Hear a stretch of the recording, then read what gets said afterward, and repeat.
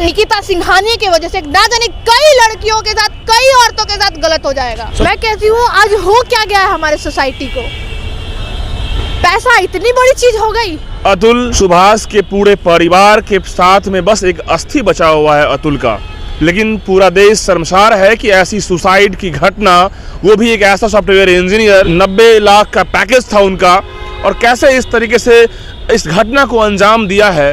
और कहीं न कहीं पूरा देश शर्मसार है और नेशनल मुद्दा बन के जो है पूरे देश में लगातार ट्रेंड कर रहा है। ये हम सीधे जो है लॉयर रूपम से इस पूरे मामले पर चर्चा करेंगे। स्वागत है रूपम। बहुत शुक्रिया आपका और आपके तमाम दर्शकों का जो मुझे सुन रहे हैं। अच्छा रूपम, सवाल उठता है कि एक ऐसा सॉफ्टवेयर इंजीनियर जो दुनिया को अलविदा कर दिया और सिर्फ एक पत्नी के चलते, और पूरे परिवार ने उसे जो है इस तरीके से एटीएम मशीन बना दिया था कि वो बेचारा तारीख पे तारीख फ्रस्ट्रेशन और डिप्रेशन का शिकार हो गया। क्या लग रहा है, क्या कहेंगे? देखिए, सबसे पहले तो मैं यही कहूंगी कि भगवान ना करे कि कोई ऐसा विषय कभी भी ट्रेंड पर आए, कभी ना आए, भगवान ना करे कि ऐसी कोई घटना भी घटे हमारे देश में, हमारे देश में, हमारे राज्य में कहीं ना घटे। मैं कहती हूँ आज हो क्या गया है हमारे सोसाइटी को, पैसा इतनी बड़ी चीज हो गई कि किसी के जान की परवाह हम नहीं कर रहे। खुद की बीवी, खुद का पति ही हमारा दुश्मन बनता जा रहा है हमारे सोसाइटी में। मैं तो यही देख रही हूँ। आज फैमिली कोर्ट में जाओ तो छोटे घर से ज्यादा तो केसेस बड़े बड़े घर के रहते हैं। वेल एजुकेटेड लोग जो है डाइवोर्स फाइल करने आते हैं। क्यों भाई? तो इकोनॉमिकली बहुत प्रॉब्लम है, या तो सेक्सुअली बहुत प्रॉब्लम है, मुझे एलुमनाई चाहिए, ये प्रॉपर्टी वाला है। आप देखिएगा, अगर मैं गलत बोल रही हूँ तो आप नोटिस करिएगा, बहुत सारे केसेस आते हैं हमारे पास। निकिता सिंघानिया का जो कैरेक्टर दिखा यहाँ पर में एक पति के साथ ऑल ओवर, आपको क्या इसमें नजर? देखिए, ये बहुत गलत है, बहुत। ऐसे तो ये सारी बातें एविडेंस का मामला है, साक्ष्य का मामला है कि बातें क्या है, लेकिन जब डाइवोर्स केस फाइल हो चुका, सब कुछ फाइल हो चुका, तो सीधा सीधा तो दिख ही रहा है कि निकिता जो है डाइवोर्स लेना चाहती थी। और जब पैसे की मांग बार बार 20,000 से 40,000, 40,000 से 80,000, तो ये साफ दिख रहा है कि इंटेंशनली उसको प्रताड़ित किया जा रहा था, ब्लैकमेल किया जा रहा था, और ब्लैकमेल करके पैसे हटने की बातें हो रही थी। तो ये बिल्कुल सरासर गलत है। कि रूपम, सबसे बड़ा सवाल है कि एक बच्चे से मिलने के लिए 40,000 रुपया दीजिए और बच्चे से मिलिए। ये एटीएम का जो खेल है, अगर सोच के अगर देखिए ना, एकदम रफ लैंग्वेज में सोच के देखिए, पहले बच्चे को जन्म देना, वो प्रक्रिया को सोच के देखिए, फिर शादी करके एक बच्चे को जन्म देना और फिर उसको वेपन की तरह यूज करना, कितना गंदा लग रहा है। सोच के देखिए आप एक बारी। इसको हम आज मुंह से आज आसानी से बोल दे रहे हैं, लेकिन एक महिला की वजह से, निकिता सिंघानिया की वजह से ना जाने कई लड़कियों के साथ, कई औरतों के साथ गलत हो जाएगा। चीज मैं बताना चाहूंगी, निकिता जैसी महिलाएं कई हैं।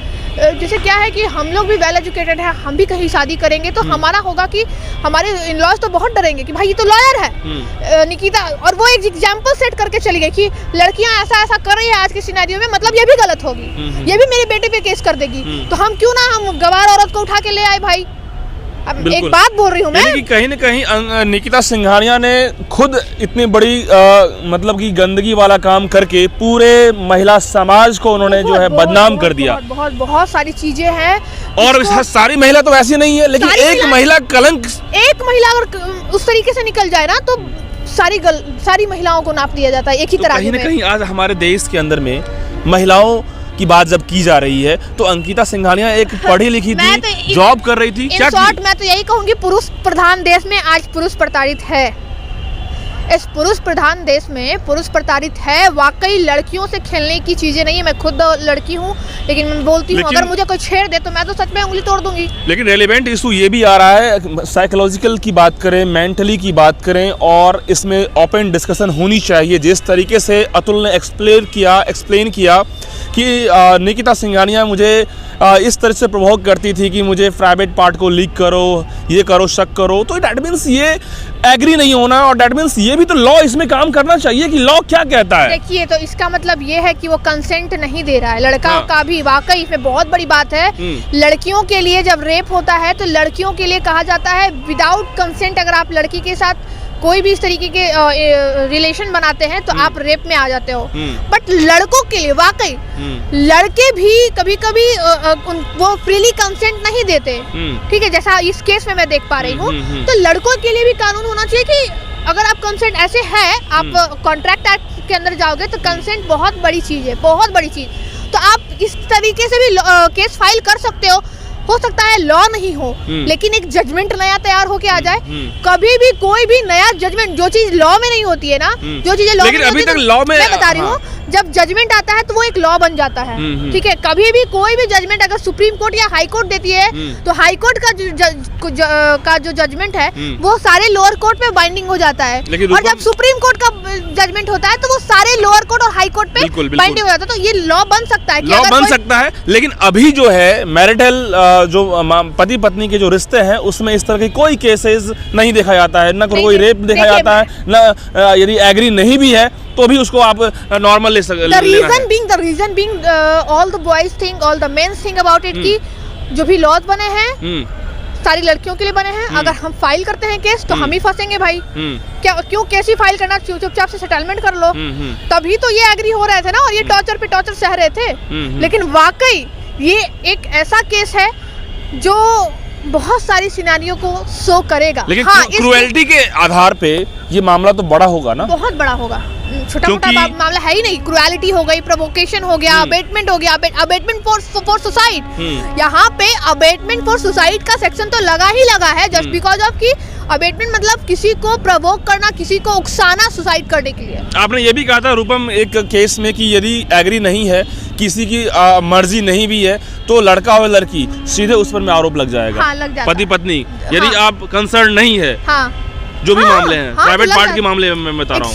एग्जैक्टली ये सच है, ये सच है। जो क्रूएल्टी के आधार पे बड़ा लंबा केस हो जाएगा, बहुत लंबा केस होगा। और इसमें है, मैं बोल रही हूँ ना, अभी तो हम इस पे स्टेटमेंट दे रहे हैं, लेकिन इसमें निर्भया केस को 7 साल लगे हैं, इस केस को 10 साल लग सकते हैं। अब देखिए लेकिन आएगा रूपम, इस पूरे मामले की रुख देखिए। इस पूरे मामले में जब निकिता के साथ जब इस तरह से अंडरस्टैंडिंग नहीं बन रही थी तो उनके ऊपर में, यानी कि अतुल के ऊपर में उन्होंने अननेचुरल सेक्स की जो है केस लगा दिया, और उसके बाद जो है मामला और गंभीर बनता गया। 154 तारीख 40 बार वो दौरा बेंगलुरु से आया। उसके बाद ये डिप्रेशन का क्या चक्कर लग रहा है आपको? देखिए, ये बहुत बड़ी चीज़ें हैं, बहुत बड़ी। इसमें सिर्फ एक का मामला, एक का नहीं है। इसमें सिर्फ स्वर्गीय अतुल सुभाष जी मेंटली टॉर्चर नहीं हुए हैं, उनकी माँ, उनके पापा, उनका भाई जिसका कोई लेना देना नहीं था, उस पर भी केसेस लगे हैं। अब ये तो एविडेंस का पार्ट है कि सच में जितने एलिगेशन निकिता ने लगाए वो सही है या नहीं, बट लास्ट मूवमेंट पे जितने चीजें अतुल सुभाष ने किया है और जितने एविडेंस वो छोड़ के गए हैं, उस अकॉर्डिंग वाकई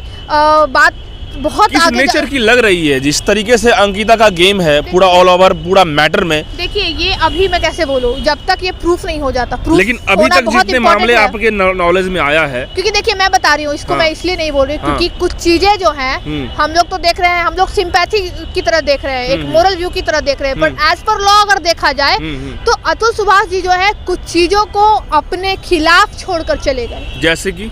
जैसे इंटेंशनली जो उन्होंने एक चार्ट बनाया जिसपे मैंने बताया है कि कितने बजे मुझे लास्ट में नहाना है, last day of suicide, last day of life, मुझे ये काम करना है, मुझे फांसी का फंदा। उस समय वहाँ पे कोई था नहीं, तो under I of the law इसको जो डिफेंस में निकिता यूज करेगी कि हुजूर हम तो वहाँ थे ही नहीं, हम तो किसी तरीके से कुछ कर ही नहीं रहे थे, ऐसे वो यूज करेगी। लेकिन हम डिफेंस में क्या बोलेंगे, डिफेंस फिर इधर का जो पार्टी है पटिशनर, हमारे क्या नाम है इनका, अतुल सुभाष जी के जो पिता है, वो यही बोलेंगे कि इन सब के पीछे था कौन, इस सब के पीछे था कौन। मैं ऐसा इसलिए बोल रही हूँ, एक बहुत बड़े चैनल और बहुत दिग्गज क्रिमिनल रिपोर्टर ने ये पब्लिश किया है कि अतुल सुभाष को इंसाफ नहीं मिलेगा, ये पुष्टि की है उन्होंने। बट मैं चैलेंज कर रही हूँ, इंसाफ मिलेगा, आज नहीं तो कल। उनके कानून के घर देर है अंधेर नहीं।